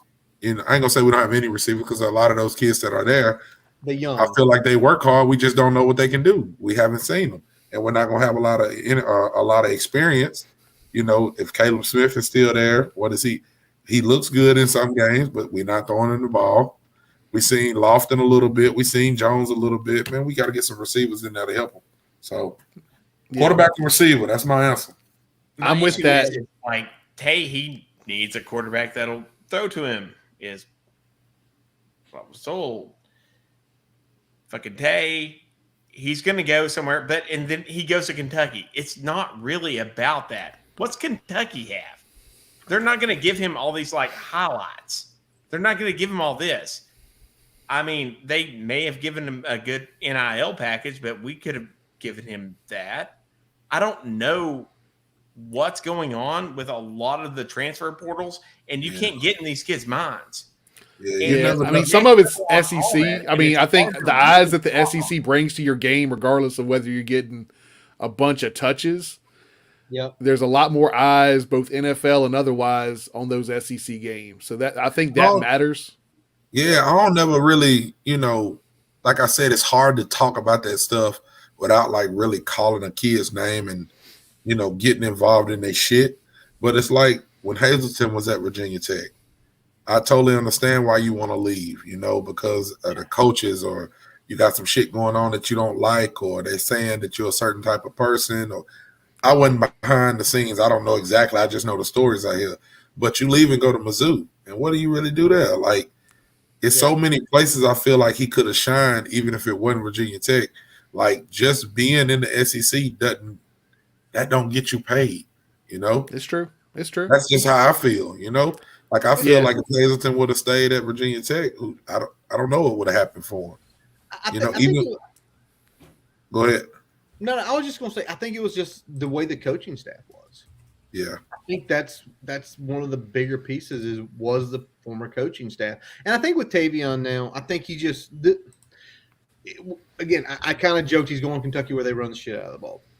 But I think one of the other big pieces, though, is it's that chance to get a clean break, right? Right. Clean break. I can go somewhere else. We don't know everything they need there. So, and in some cases, it's okay. He's probably got his degree. Yeah. Good for him. That's my big thing. If you jump in the portal like after your freshman year, like you're behind yourself, because eventually what's going to happen, and we've seen guys to happen to guys, they sit there and they get in the portal. I'm going to go somewhere else. And then nobody comes and calls. And now it's like, you're in the portal now. You can't stay at your school and get your scholarship and finish your degree out. You got to pay for it on your own. You got to find a place you can get into. So hope you've kept your grades up. Now, to other positions, quarterback obviously is number one. We got to find somebody with some experience, with some plan. Brian, you're muted again, just so you know. I also think defensive line, because you kind of think about this. You got Jordan Williams going, Amari going. You've got, I'm missing somebody. There's 2 or 3 more guys going. I feel okay about linebackers. I feel okay about the secondary. I think defensive line this year, where it was a semi-strength, if we don't go get a couple guys in the portal, and I know we offered some FCS kid today who's a defensive end. I think that's just as important. Let's go what big happened today. National Signing Day. I'm sure it affected everybody's workflow. Let me ask this. Feelings on the loss of Ramon Brown and Orgy. We'll start with you, Talley. How you feel about losing those 2 guys literally the day of and the day before signing day? It's crazy. It's crazy to me. It's like, you know what I'm saying? I don't know, man. Like losing Orgy, I feel like that was going to happen anyway. With him being a Texas quarterback, even if he showed up on campus. That's just me. I didn't feel like he was going to be there. Ramon kind of hurt a little bit just because, with him being a Virginia kid, there's been so many Virginia running backs that came through that we didn't get, and when we finally had one commit and stay committed that long, it's like, okay, we're moving in the right direction, and then he flips, That definitely hurt. But what I do respect him for is that he did it yesterday. You know what I'm saying? He didn't do it on early signing day. You know what I'm saying? I feel like he went ahead and told him. So it was kind of out of there. So kudos to him for that. And it happens. I ain't saying that he would have been any worse of a person if he did flip today, but the fact that he did it yesterday, you know what I'm saying? He kind of gained some cool points for me. Sometimes some kids leave and I'd be like, all right, fuck them. You know what I mean? But, I still root for Ramon Brown. He did what he thought he needed to do for himself, and I feel like he kind of did it the right way. So I ain't mad at him, but it hurt a little bit just with him being a higher ranked Virginia running back. Oh yeah. Dallas got a good point. We didn't have people tossing our hats in the floor. Yeah, which was happening a lot today. Like that was pretty good. Ramon, go up and have fun with fucking Maryland, I guess. Fucking Maryland. You gotta go somewhere. And then the thing is, the thing that eases it a little bit more is that, like, we got, number one, Thomas came in last year and did a pretty good job. So with him being a freshman, that helps, that we feel like, okay, we at least got some kind of future there. And we got 19 fucking running backs. So if you're gonna have somebody flip, let it be a running back. Yeah, I mean, so you got Malachi. Malachi burned his shirt, but then you got, we had really 3 running backs in the last. You got Marco Lee still back there. You got Kenji, which I've seen Kenji play live. I understand the mentality, but their fucking mascot looks like a turtle, a fucking squirrel. Like, Jesus fucking Christ, it's fucking Maryland. Go somewhere decent. Jesus fucking Christ. Hey, Maryland was flipping shit today. Hey, Maryland flipped like 3-4 stars today, and then they're going to go 6-6 the next 3 years. That fucking happened. You all know why that fucking happened. They going like 3-9. So did you hear the story? Did y'all hear the story of the kid that flipped from South Carolina to Maryland? Yeah. Oh, the Shane shit? Yeah. Some people haven't seen that. See, shit like that. Shane got a call right after Duke committed, and he's like, yeah, he's planning on flipping to Maryland. Yeah, he's going to flip to Maryland. The kid kept saying, South Carolina's home, up to the day before, and then still pull that shit. That's wild. That shit. No, it was all about just money. Fucking money. Yeah. That's all that was. And listen, I'm still wondering how Mike Loxley has a job, how he got a second head coaching job. The guy is 14-49 in his whole career. 14-49. That guy can put together 5-10 win seasons and still be under 500 in his coaching career. So here's what I'm thinking, y'all. Just put your heads together here. He gonna get fired in 2 years. Let's go get him to be our head recruiter. for about 3 or 4 years. My man is recruiting guys to play for him to win 4 games every year. Exactly. Man, recruiting his ass off. We got to give him that. So He's let's go get it. I don't know what it It's is. just money, man. Hey, Mike, but bring your ass on down here. damn right. Now, flip works both ways though, and we stole from the Cousins down 64 today. Their second highest commit and probably one of their better defensive prospects. Kind of softens the blow a little bit, right? Because Brody Meadows, his highlight, people were telling me he's soft. I saw the kid's highlight tape today when he locked on a defender, and I think that was stuff this year, right, Brian? I was looking at today. Yeah, most of the tape I had watched was junior tape. I hadn't watched any senior tape on him. It's better. It definitely looks like he's Got a little not. nasty. Yeah, I'm more worried about his bend.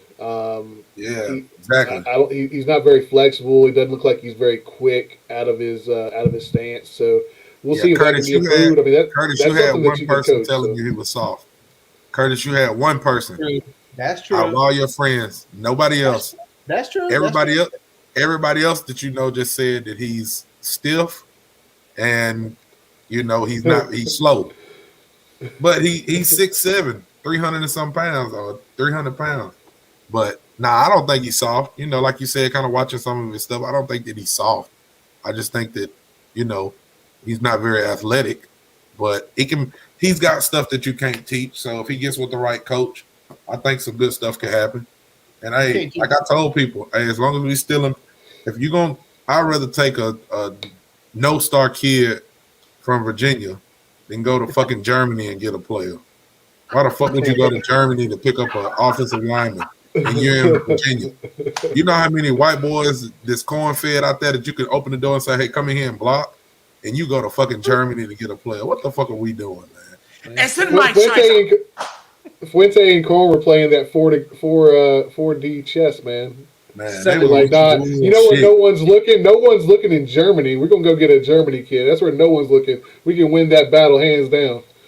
And, fucking Germany. I mean, that's another problem, I think. I know we're trying not to trash the previous staff as much here at this point, but I feel like they didn't try to go win battles, man, in the recruiting. Like, once a big dog stepped in the ring, it was like, all right, well, that was gone. Move on to the next. Right. On to the next.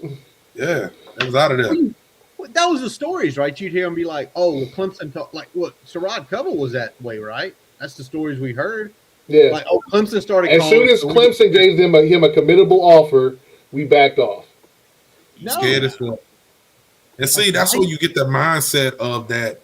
We some kind of fucking deaf and blind school. We don't have the money, and nobody's gonna come to. We are not Gallaudet. We can recruit players here. Come on, man. You can recruit people.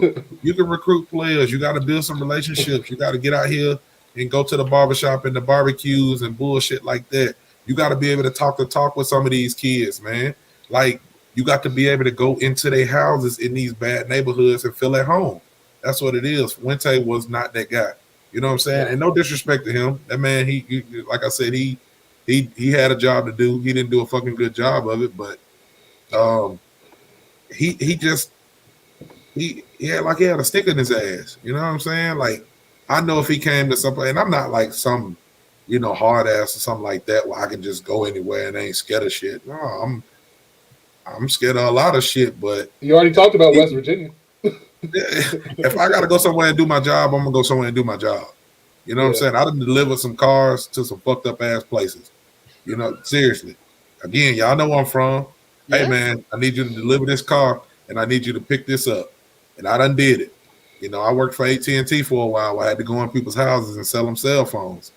I had to be in some fucked up places, but that was my job. You know what I'm saying? So whenever I heard, oh, well, he don't want to go here, or he don't want to go here, or he don't do that, or we ain't sending nobody there, I'm like, man, what the fuck we doing? So yeah, Brent Pry and his crew seem like they at least doing that. You know what I mean? It seems like they going into the highways and the hedges and trying to get into some shit. I'm all about houses. They're in houses. They're in schools. They're reconnecting with some of the coaches that I feel like kind of got pushed to the side in a lot of cases. I feel like unless we really had a target on a guy, we weren't in the schools. Like if he Right. wasn't already at the top of our board, we weren't going in the schools. Right. We weren't papering the areas. Yeah, it's just like you talked about Brody Meadows earlier. You know what I'm saying? His team played in the state championship, and they got the kid Bradshaw on their team that we should have been on, but You on now? Yep. we on them now. Like you got to get. Yeah. It don't matter how we look at it as fans that's been looking at a program and looking at football for 36 years. It don't matter how I feel about a kid. If a kid like a Brody Meadows is a 4-star or a 3-star, sometimes a 2-star, most of the people that see them, they're the best fucking football player that they've ever seen. True. You know, Brody Meadows is probably the best football player that anybody in that town has seen in a long time, or he's probably got the most coverage. You got to be able to go talk to them. You know, like Graham wasn't fucking with us, man. Like, I remember they put something on Twitter. Yeah, they put something on Twitter like, "Oh, he didn't even give us an offer." You know, thank you. They were big mad that we didn't even give him a look. They were big. So now you go and you get, you give Brody an offer. You know, that's a 4-star lineman that you don't know how he's gonna turn out.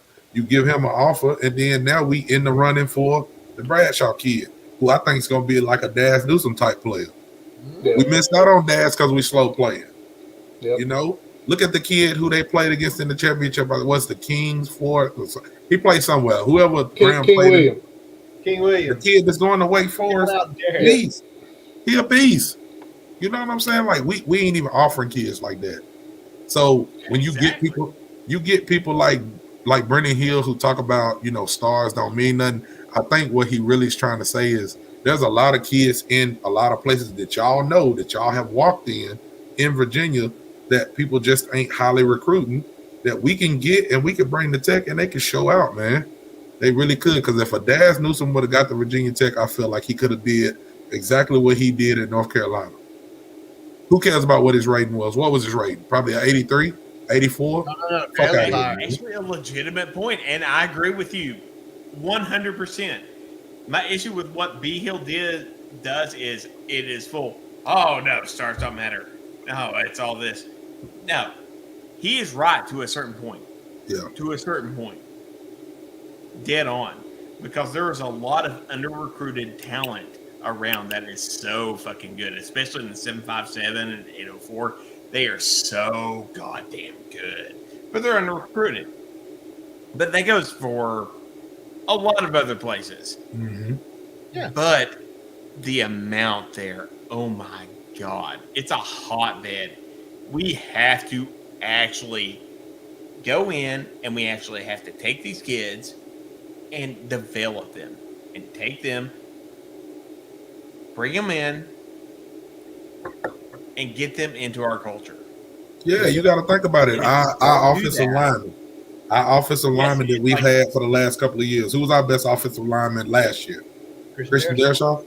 Yep. Where he come from? Yeah, it's just Where he come from? What was he rated? Maryland. What was he rated? Nowhere, Maryland. Dershaw was 2-star. Low three. Yeah. Low three. Okay. Yeah. Who was our best offensive lineman this year? Probably Caden Moore. Exactly. Caden Moore. Maybe, Lasita Smith before he got hurt, the noodle. Yeah. You know what I'm saying? But anyway, if you go across that board, we didn't have no 5-star lineman. So I ain't saying when somebody like B Hill gets on his tangent, and I hate to keep bringing him up, when he goes off on his soapbox about shit like that, I feel him to a certain extent but do what I do tell him, because I talk to Hill outside of Twitter. Like I talk to him on the phone and shit. But I tell him outside of that is, yeah, y'all had a lot of 2-star players, but you had Tyrod that was a fucking 5-star. You had Ryan Williams who was a 4, David who was a 4, Evans You got to who be was a able. 4. When you get 1 or 2 of them type of players, yeah, they can carry some of them 3 stars, and them 3 stars gonna elevate what they doing. When you got, somebody back there who is a beast like David Wilson running the ball.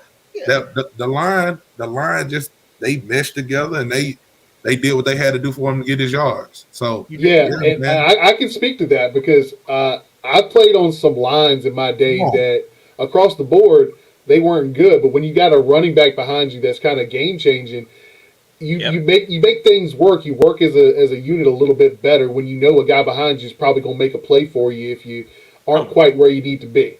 I mean, I had Alonzo Coleman in the backfield. He played at Hampden. Was an undrafted free agent for the Cowboys a couple years.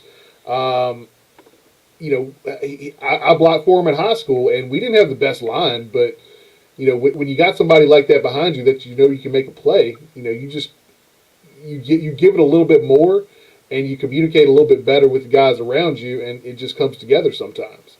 I'm gonna make a point where y'all are talking about like getting in there, recruiting and everything. I listened to Pry's presser today, and something he talked about was like, I went up and we visited Brights, Duke, and Harrison St. Germain, but we hit 2 or 3 other schools while we were up there. And the point was made was just because we don't have a guy coming here from there doesn't mean there's not somebody there. That's how you get those 3 stars where 9th grade, he kept mentioning 9th grade. You go in there and you see a kid popping in 9th grade. You immediately can make that relationship, right? You get to know mom. You're in Virginia. You get to know mom. You get to know dad, the barber, brother, uncle, his trainer, his coach, his teachers. And by his junior year, when he is ripping up fields, and you go and you're his first offer in the door, and other schools come knocking, the relationship's built. Could they break the bond? Yeah, they could. But at least you're attempting. You're attempting to build something. You're attempting to understand we're going to get in here, and when I don't know, I throw Lauren Johnson out there because we all know who he is. When Lauren Johnson has a 9th grader coming in, I want the first call when that kid starts popping. Hey, Brent, you need to drive down this weekend. I got somebody to show you. Click. Starts there. Right now we're ranked 30th. What's y'all's expectation next year? We're gonna probably be somewhere between 25 and 30, depending on who else we sign. Where should we be next year? Expectations for 2023 signing class. We're sitting here a year from now. We bringing y'all back on. Go ahead, book your calendar. I don't know what date it'll be. Book your calendar. We're gonna bring y'all on. We're gonna talk about signing day. Where do y'all think we should be next year? 19. 19. Give me 19. Top 20. Jeremy? Signing day. 2020. Sometime in December 2022, we're signing the class of 23. He's so lit right now. He is so lit right now. I'm thinking. He lit little motherfucker. He has only begun to think. If we're doing that, we're probably going to be around 30. You're going to say 30 again. Okay. I wanted to be optimistic, but no one's letting me be optimistic. Okay. Hey, Talley said 19. Talley said 19. You can go higher, man. I was trying to go avenues. Gotta be a realist. Justify it to myself. Yeah, that's fair. That's fair. Listen, I'll take 22. I'll take 22. Give me about 8 4-stars. Give me about 13, 14 3-stars. That's where I want to be. And that might get us higher depending on the year. Depending on the year, that's somewhere between 18 and 24 most years. So I think we could do like somewhere 18 to 20. If we pulled 18 to 20 in 2023, I'd be happy. That's probably a little optimistic for true year one. But I think we can make it happen. I think if they keep papering the state of Virginia like they have, we're going to be able to rebuild some of those relationships. They've been doing a really good job. I think that's the big thing that we need to do, and they're doing a good job so far. Obviously, 757 is important. 804 is more important than it was back when we used to recruit well. And you got to be able to really hit kind of all the angles from there as well. I mean, you got to be good in DMV, got to be good in Nova, got to be good in Southwest Virginia in spots, got to be good in Southside in spots. You got to know where the talent is, and I think that's what we're going to see improved is a better understanding of the talent that the state of Virginia has and where we can win those battles. Damn right.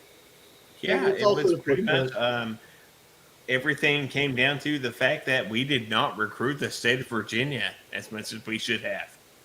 Nope. For 6 years. true.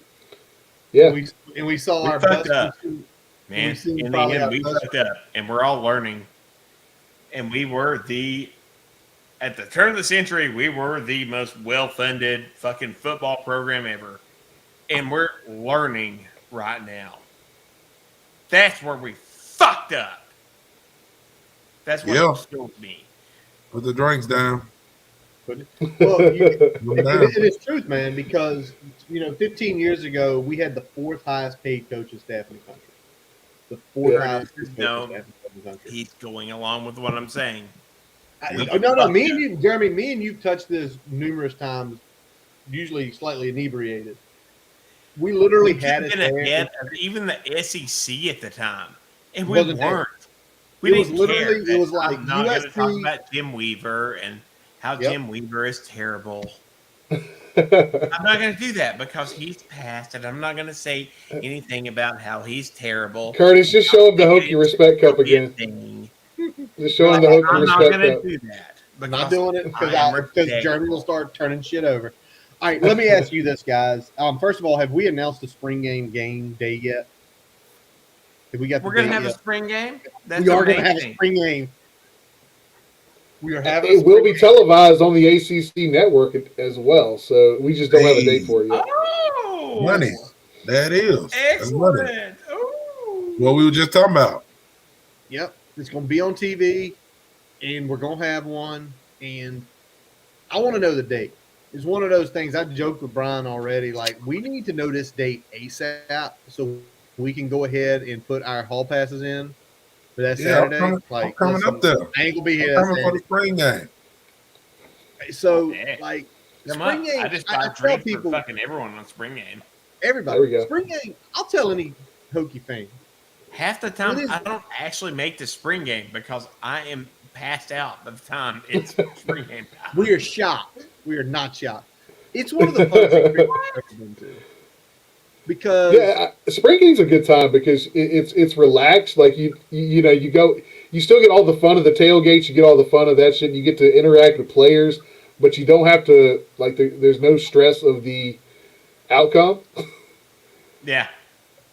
And It's pretty much all- it feels like a big party. It feels like a big party. it is a big That's pretty old much what party. it is. You go and it's just like, this might be our offense or maybe not. All right, well, I'll see you.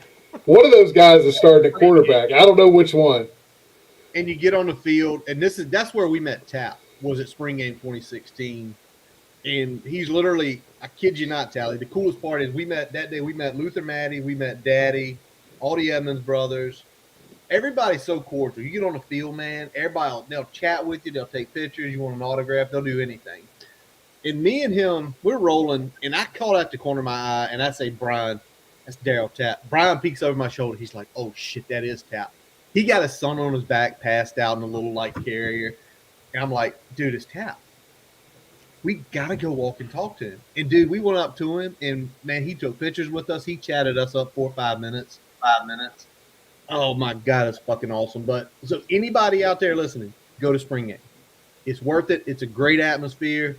Go downtown, have drinks, go tailgating scene, have a great fucking time.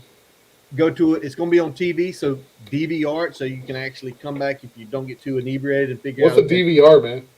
What? Yeah. Hey, listen, my Hulu, I got unlimited DVR, so I DVR shit.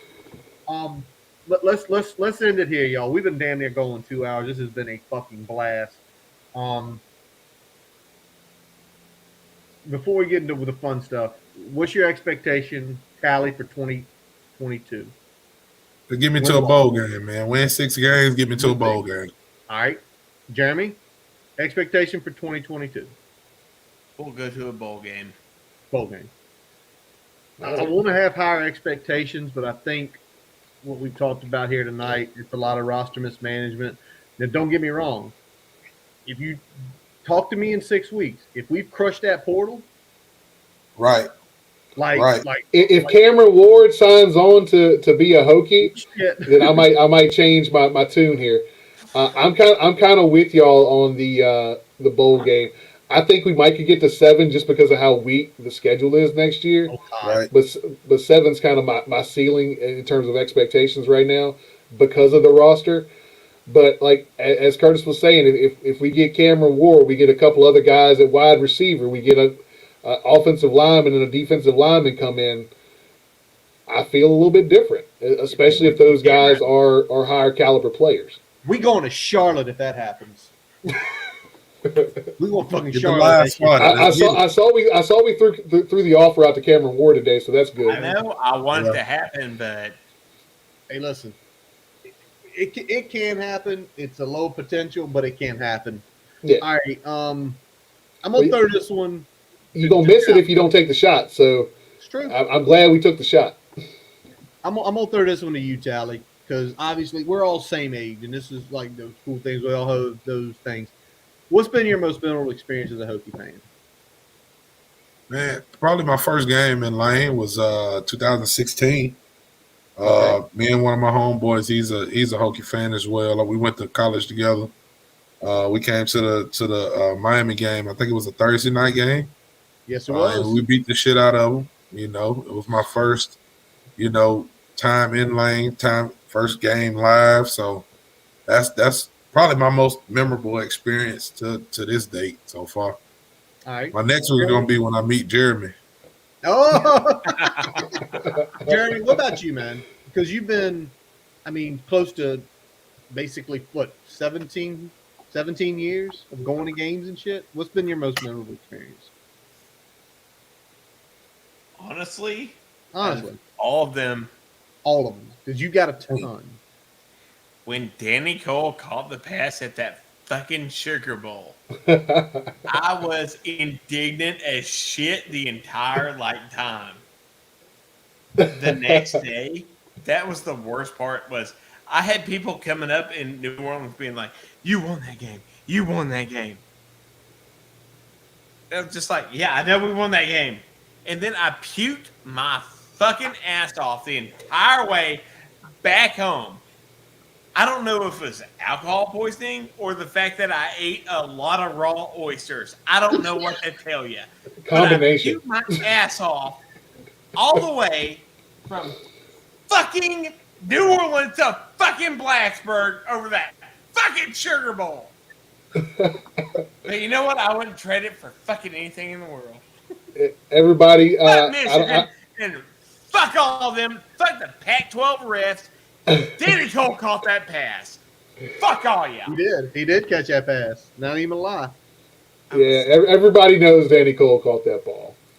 And regardless of whether you think he caught that ball, there wasn't enough to overturn the call in the field. So nothing.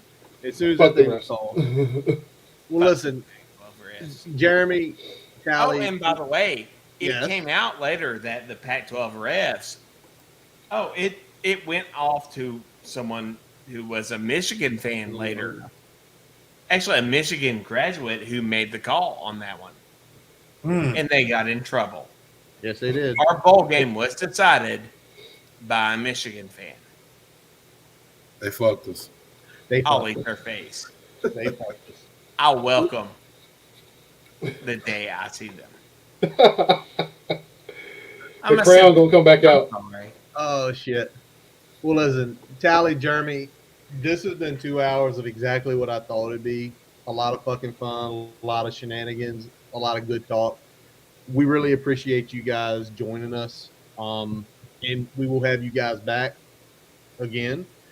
Hopefully sometime between now and next December, but if not, circle this. Y'all will officially be our state of the program 2 hour, have some drinks, get to feeling good shindig. Hey. Yes, We sir. appreciate being here, man. Thank y'all. It's been fun, man. I got to watch Jeremy get drunk because he's definitely drunk. Oh. I'm gonna pray for Emily because I know it's gonna be a rough night. Jeremy about to pull that Doc Holliday shit. I have not yet begun to defile myself. Yeah, Right. I love you, Talley. Oh God. Well, that is going to wrap up this episode of the Boundary Corner podcast with Jonathan Talley, with Dr. Jeremy Counts. I'm Curtis Wilson. I'm Brian Siegler. Visit our website, boundarycornerbt.com, to listen to all of our episodes. While you're there, don't forget to follow us on Twitter, Facebook. Subscribe to our YouTube accounts, which in the future, our goal is we are going to attempt to get some film breakdown. Attempt. Keyword, there's Jeremy. Jesus Lord, that's scary.